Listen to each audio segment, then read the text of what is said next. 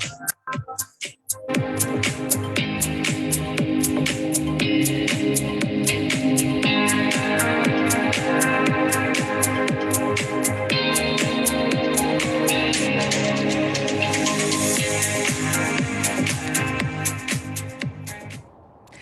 am boogieing my way into day number 4. I hope that you are boogieing as well. Give me a little hashtag boogie if you at least willing to give your shizzle a shake. Welcome back to day number 4. I'm so proud of you. Look at how far we have come in such a short amount of time. I'm loving your declarations. I'm loving the fact that there are still people that are joining in through this challenge, and I'm so grateful that you are sharing this challenge outside of the group and inviting people to come and take part of it.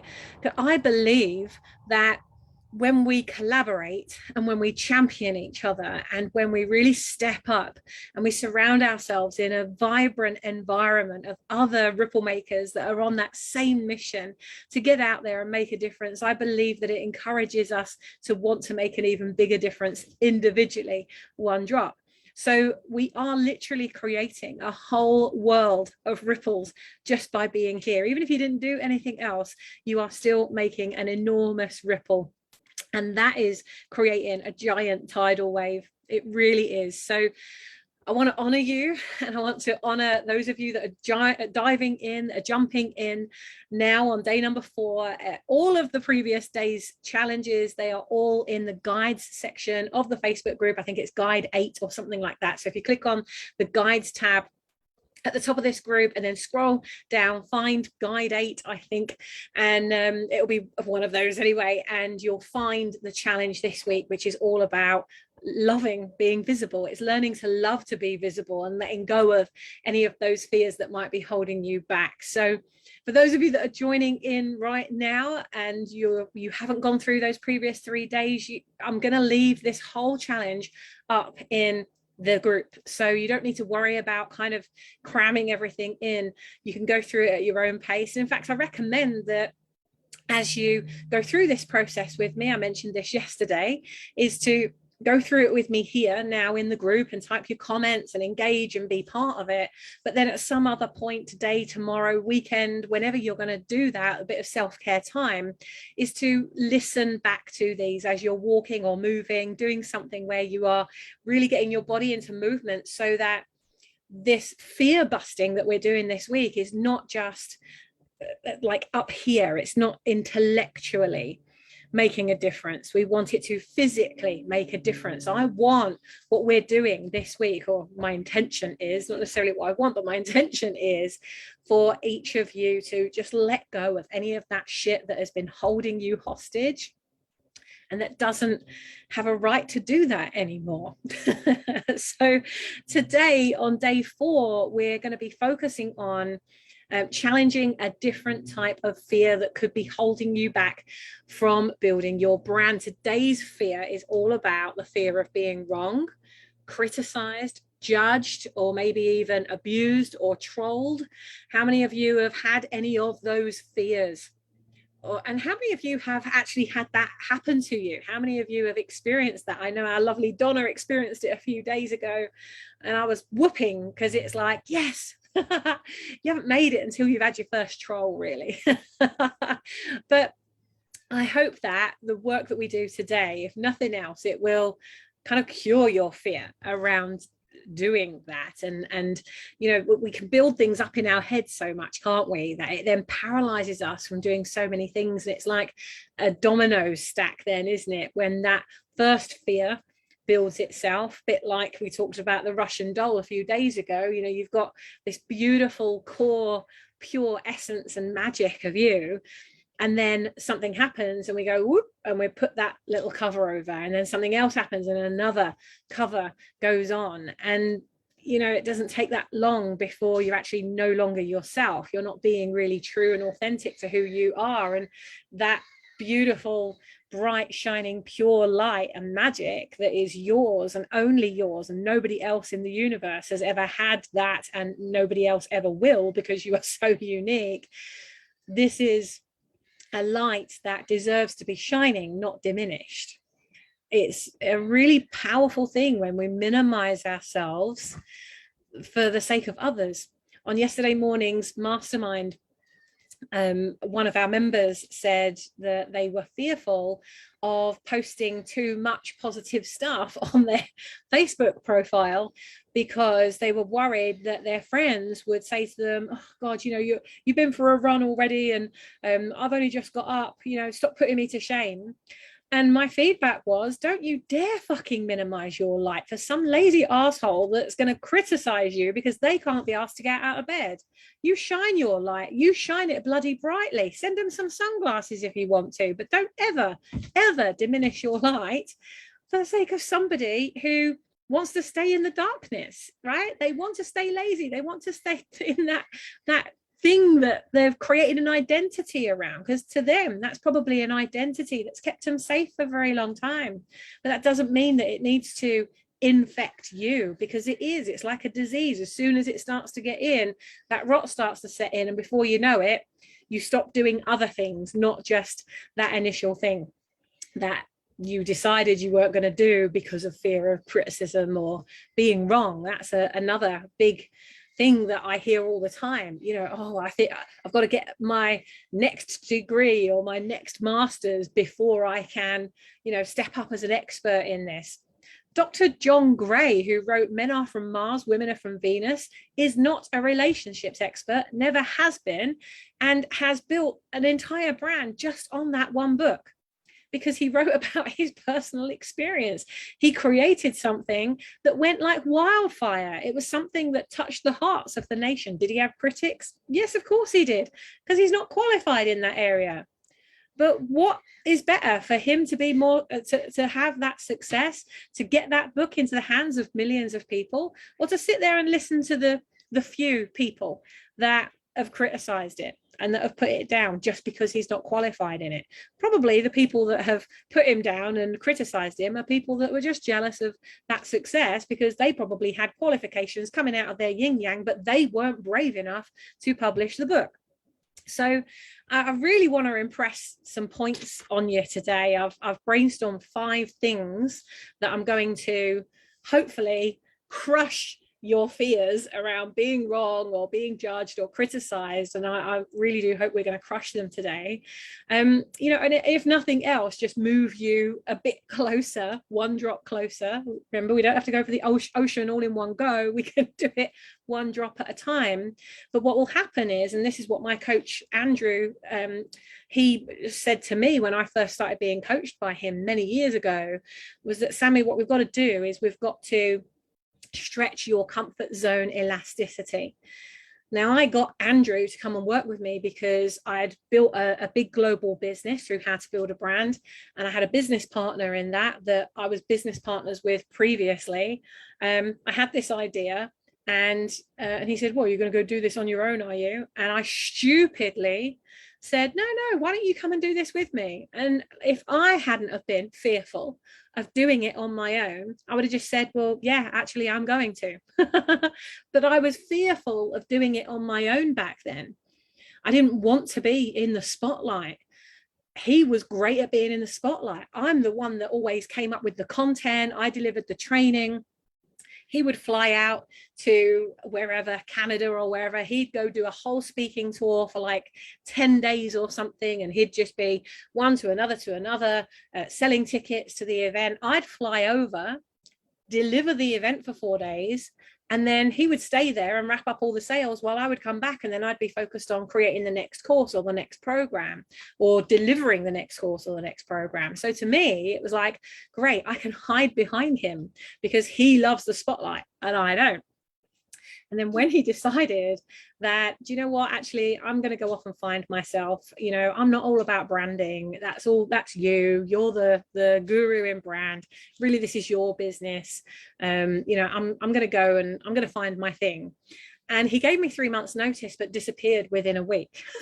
And so about 3 weeks later, we were due to go on a speaking tour in Canada.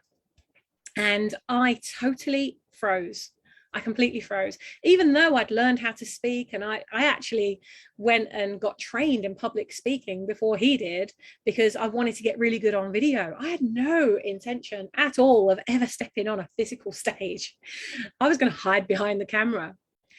And then he saw how much difference it was making to me and my confidence, that he said, I think I need to do this as well. And so he then did it.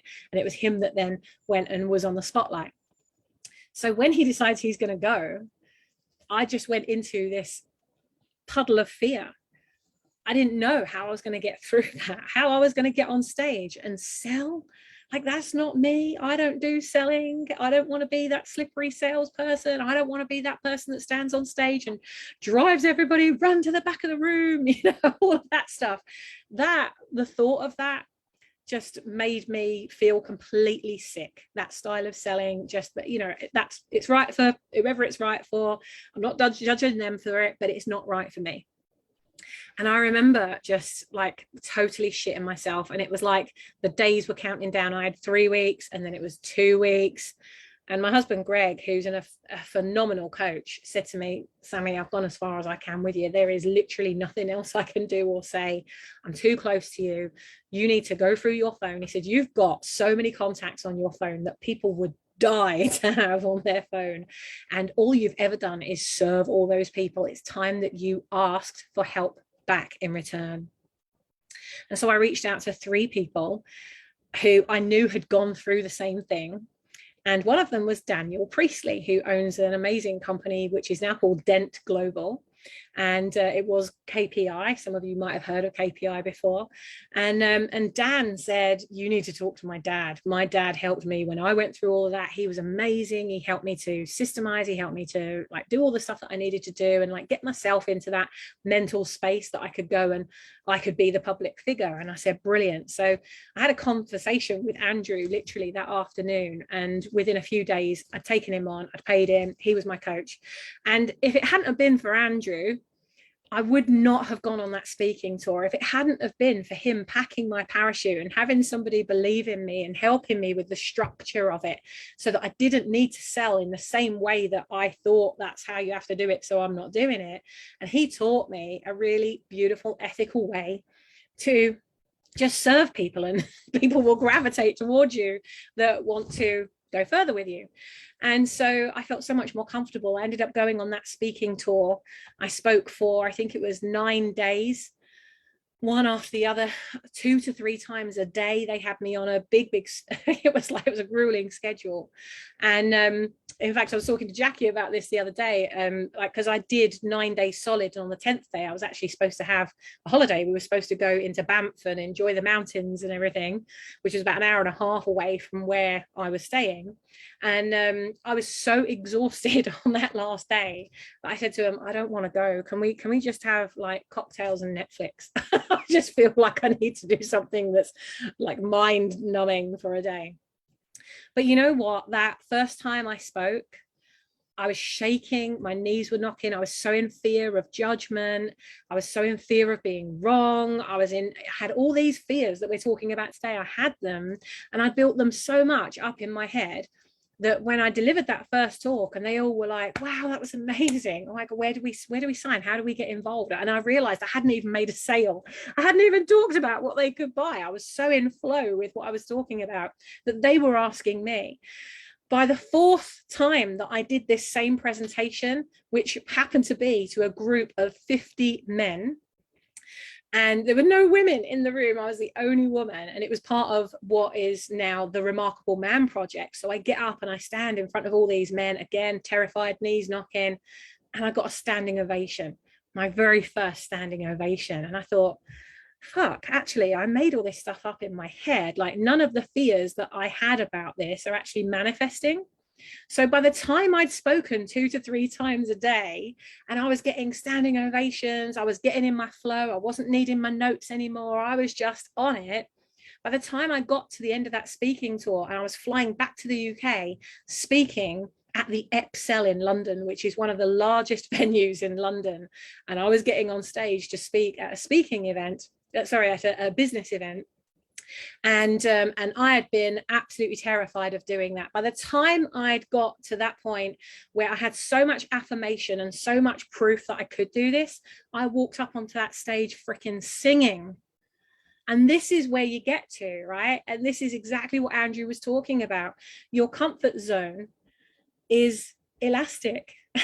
And you can just stretch it that little bit, that little bit, that little bit, that little bit. And the more you stretch it, even doing little tiny things, the more you stretch it, the more evidence and proof you will have that actually you're bloody good at this. I know that each and every one of you are. We wouldn't be here having this conversation if you weren't freaking awesome at what you do.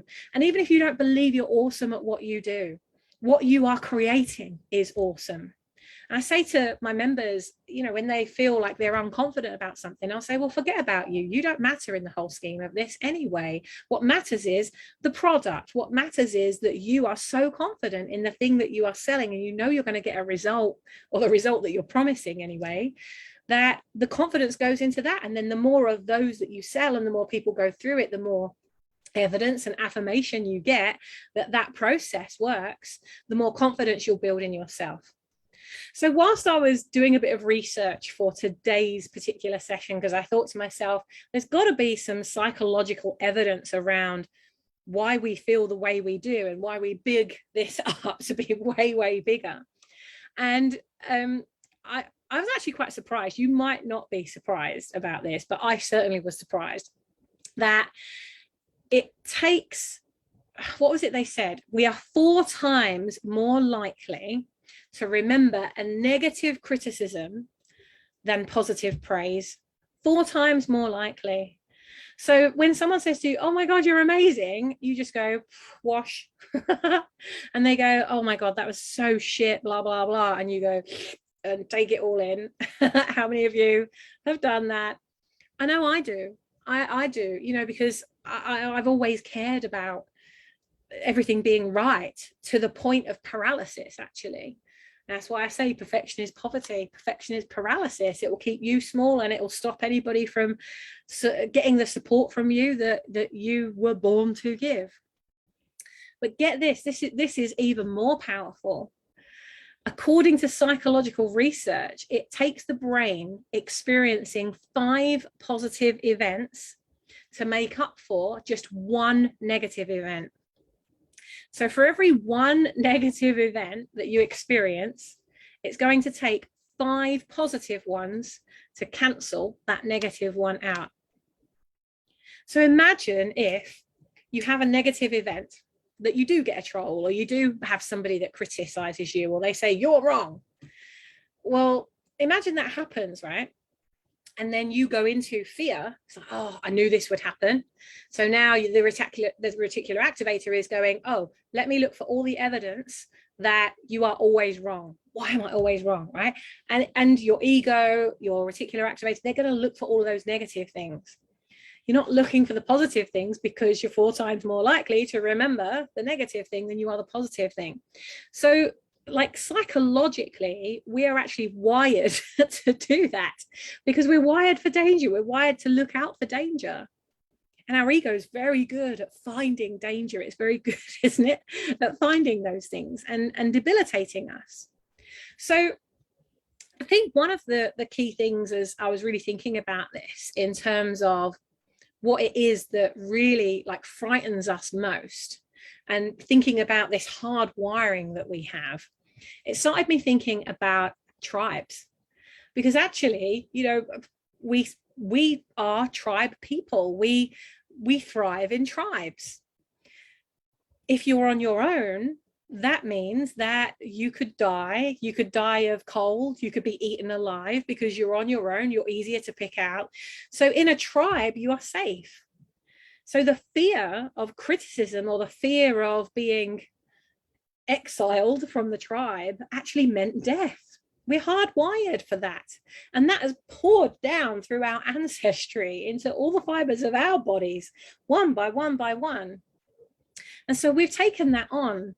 And so it then manifests itself as, when I'm criticized, I'm rejected. When I'm criticized, I'm abandoned. When I'm criticized, I die.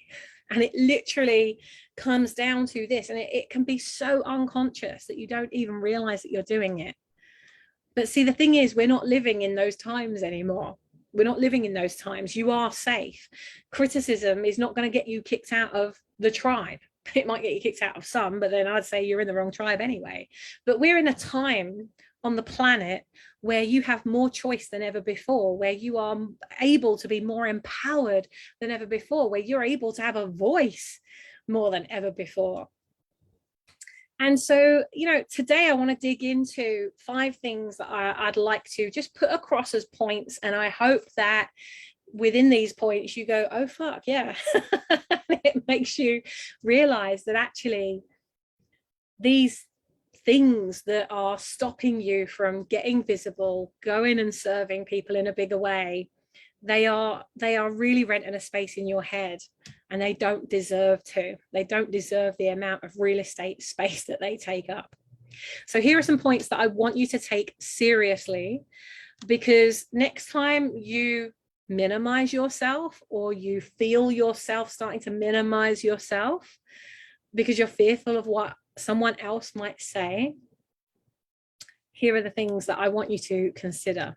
So the first is, decide who gets to criticize you. Like right now, you might be so fearful everyone's going to criticize me, but make a decision right now. Who deserves to criticize you? Think about it. Who deserves to criticize you? Is there anyone that deserves to criticize you? Is there anyone that deserves you to give them your power enough that you hand your power to them and say, you deserve to criticize me? Go ahead, bring it on. All right? Because not all critiques are created equal. And some shouldn't even get a seat at the table, quite frankly, let alone rent a ton of bloody real estate in your head. So decide right now who deserves to critique you, and then dismiss everyone else. You might ask your mentor to critique you. But if you have a mentor, I would hope that that mentor would give you really constructive criticism that would create a foundation for success, not diminish you or minimize you. And I guess if you were to take their criticism in a way that it wasn't met, then again, that might come down to like how you are wiring yourself to listen to those things. This morning we were on the Ripple Makers Mastermind call, and one of the members, you might well have seen her, Abby. Hello, Abby, if you're watching. Abby had posted. We're doing some extra work in the mastermind this week, all around biography, and you might have seen some of our members have been posting about it. That's why you're seeing these things. And so Abby had just said, okay, I'm bracing myself. I'm putting this out there. I know that it's not perfect. I'm putting it out there. And you just think, wow, you know, like how amazing is it that we go into, or I'll brace myself for that. When somebody says to me, can I give you some feedback? I'm like, I'm bracing myself for it. And it's actually always really good, really good feedback. But isn't that interesting? I'm expecting the worst. I'm expecting, okay, here we go. And then it's always really lovely feedback. And I'm just like, I held my breath for that time. And yet here we are, you know, and that doesn't mean that you always get positive feedback all the time. But, you know, let's be realistic about this. Who actually deserves to criticize you? Because if you're in fear and you don't go live because there might be a troll, or there might be somebody that says you're wrong, well, like, unless they are somebody that you've already decided deserves to rent a space in your head and deserves to criticize you, then you just dismiss them, delete them, whatever you want to do, just dismiss it. It doesn't deserve a place in your head, and it certainly doesn't deserve a place at your table. The other thing that I want you to consider is that anything worth attracting admiration for will also attract criticism. So if you're doing something really amazing, think about all the thought leaders in the world that have done the most incredible things, where there's always someone or a small group of people that will attack it, that will do whatever they can to bring it down. And the key is to focus on the right thing. It's like the story of the wolves, isn't it? Which wolf are you feeding? Are you feeding the one that's telling you that you're rubbish and you shouldn't do this? Or are you feeding the one that says, hey, there's a possibility that you're changing lives here, keep going? So feed the wolf that will drive you forward, not keep you where you are in this, puddle of fear, as I've shared that I felt, right? So I want you to just score yourself from 0 to 10. We've done this a few times this week. From 0 to 10, 0 being lowest, 10 being highest. What would you rather? Would you rather be judged or would you rather be ignored? So on a scale of 0 to 10, would you rather be judged? Or 0 to 10, would you rather be ignored? I know I'd rather be judged than ignored. That's actually one of the biggest kind of killers in homelessness, actually. It's not that they're homeless, it's not that they're cold, it's not that they haven't got enough to eat, it's that they're abandoned and ignored. So being ignored and being lonely is actually the result of stopping yourself from going out there in fear that you might be judged or criticized. Actually, the fear of being ignored should be a bigger fear for you. If you're going to adopt any fear whatsoever, it's like, well, hang on a minute. No, I deserve to have a voice. I deserve to be out there, right? And I'd rather have a voice and be criticized than be ignored completely and nobody hear my voice. And nobody hearing your voice is the consequence of you not showing up and you taking that on. You taking on that fear that, what if somebody does say something to me? Well, so what if they do? Being judged, having people say things about you, these are just some of the consequences that you're going to have to deal with because you made a choice in your life that you were going to stand up and stand for something and make a difference. And if you're going to decide that you're not going to make a difference, then stay small, stay invisible, stay safe. Well, I'm going to talk about how safe really is safe when you stay in that way. How safe is that really? So you made a choice. You made a choice to be a change maker. How many of you decided to be a change maker and make a difference in the world? Because these are the consequences of the great choice you've made, whether to stand up for something and make a difference or not. And faced with the decision of being judged or ignored, surely taking some criticism is acceptable in comparison. Imagine so. It really does come down to which wolf are you feeding. And if you want to put a dent in the universe, as the amazing Steve Jobs said, you're going to have to be ready to take some dents to your armor. So what do you choose? Do you choose to stand for something and have a voice? Or do you choose to do nothing and stand for nothing and be ignored?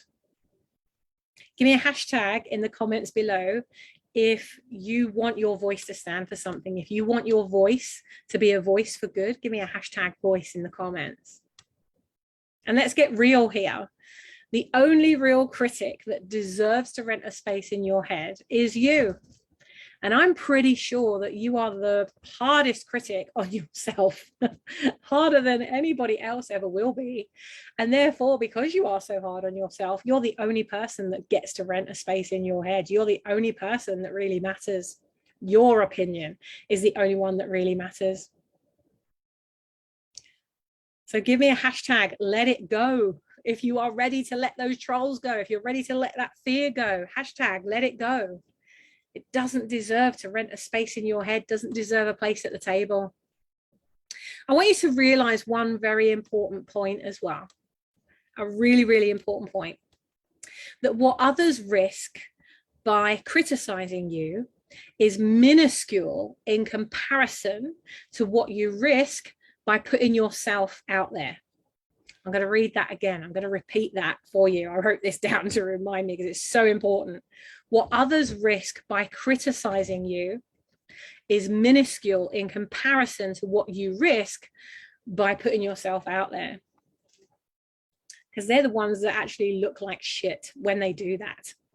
And the thing is that we talked about safety in numbers in the last few days.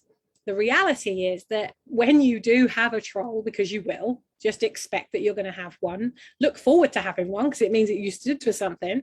When you do get your troll, because you will have put so much love into your tribe will take the troll out. You don't need to worry about the troll. I've only ever had one time that it ever happened to me. And I was really shocked. I had so many people that just went and they protected me, and I didn't expect it. I didn't know that that would happen.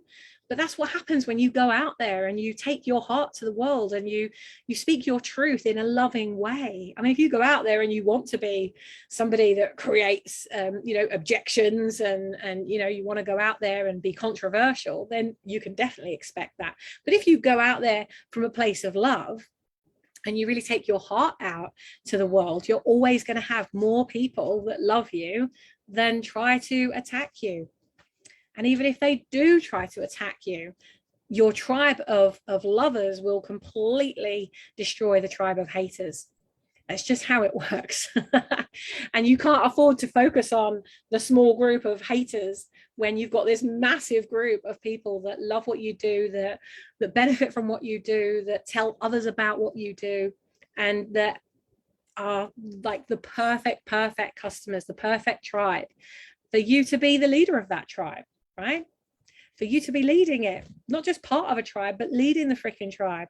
So don't let any arswipe, and yes, that is a technical term, arswipe, don't let any arswipe rob you of your right to use your voice. You wouldn't let someone come into your house and steal your most prized possession, your most valuable possession. You wouldn't let somebody come into your house and just walk out with it. And your most valuable possession is your voice. So don't allow anybody to take that away from you, no matter what they say. The fourth thing I want to dive into today is about avoiding avoidance. Because we can avoid criticism and we can actually really minimize ourselves and play it really super safe. But actually avoiding criticism is way more damaging than you might think. Aristotle said, there's only one way to avoid criticism: do nothing, say nothing, be nothing. So avoiding criticism is what actually makes you weaker, not stronger. And it actually avoiding it makes you weaker than the actual criticism itself. So avoiding it means that you're withholding your gifts. And if you're not in your gift, then you're really diminishing your light. And then you become somebody that you're actually not. So don't let your fear of criticism outweigh your desire for success, your desire to serve, your desire to make a difference. Don't let that fear outweigh that, because you were born to make a difference. Otherwise, we wouldn't be here having this conversation. And finally, I want you to think about seeking improvement, not approval. I don't think there's ever been a time when someone has said something to me where there hasn't been a little kernel of truth in it that I've been able to look at it and think, okay, so what could I do to improve that for next time? And it has always benefited my tribe, my members, and it's always benefited me. So instead of fearing that criticism, as long as it's constructive, of course, take that constructive criticism and say, is there any truth in this? If there's truth in it, then do you want to change anything about it? Some people, you can criticize them and they'll go, fuck you, I don't care what you think. This is what I'm doing. And, they have a right to say that. And they're usually very successful when they do that. And yet here we are then, worried about what other people think and pandering to other people's needs, when actually we could be using it to fuel ourselves to just raise our standards. So don't think of criticism and people telling you that you're wrong, people exposing your flaws. Don't let that hold you back. Certainly don't see that as a fear of rejection. That is not rejection if somebody does give you some feedback. Instead, I want you to see how It could be helping you to make new discoveries about yourself or about your products or your service. It could be enabling you to do better, bigger things in your business.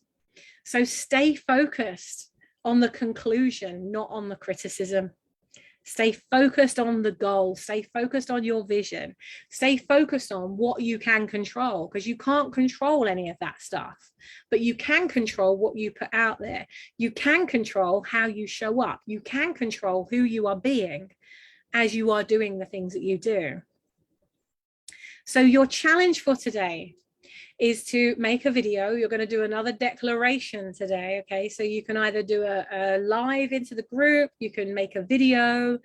I really would encourage you to just do it in your most imperfectly or perfectly imperfect way, right? Just do it. It doesn't matter what you look like. We don't care if you've got makeup on, if your hair's tied back, if you've done everything perfectly, if your nails are done. I don't care about those things. I'm pretty sure that other people don't care about them. Certainly in this community, the whole point of this community is we have a safe place to explore and challenge and dance and play and get things right here, so that when we go out into the wider world, we're able to make that bigger difference, because we've already built our confidence here within this little community that's growing. I know that it's a global community and it is growing, but this is an opportunity to have a voice in a large community that has a big heart. A big heart ready to accept you. So I'm going to give you a little script for you to say. So you might want to write this down. I am going to put it into the description with this video as soon as we're finished streaming live. But here's what I want you to say. I am no longer allowing my fear of criticism to outweigh my desire for success, my desire to serve, and my desire to make a difference in the world. I'll repeat that again. I am no longer allowing my fear of criticism to outweigh my desire for success, my desire to serve, and my desire to make a difference in the world. So that is your challenge for today. I'd love to know what has bubbled up for you as we've been having this conversation. Is there a part of you that's now like, yeah, actually, do you know what? Fuck them. Give us a hashtag, fuck them. That's such a good hashtag. If ever there was a hashtag, fuck them, right? Just fuck them. And they don't deserve a place in your head. They don't deserve a place in your table. They don't deserve to have a place in your freaking nervous system. They don't deserve to have a place in your thoughts. They don't deserve to have a place in your business. And they don't deserve to have a place in you. The only thing that deserves to have a place in you is your light and the light that you bring to the world.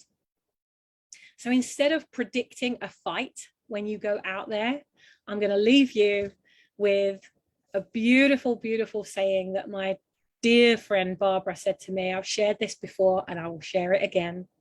When I was in fear and I was in compare and despair, Barbara said to me, Sammy, you don't have to go out there and fight everybody. Let the light be your sword. So let the light be your sword. Just shine brightly. That's actually all you need to do is shine brightly in your gift, shine brightly for who you are, and shine brightly in a way that all of the people that deserve your light gravitate towards you, and all of the people that are in the darkness and they're not ready to come out from under that rock yet, let them stay in that rock until they're ready. And maybe they'll never be ready.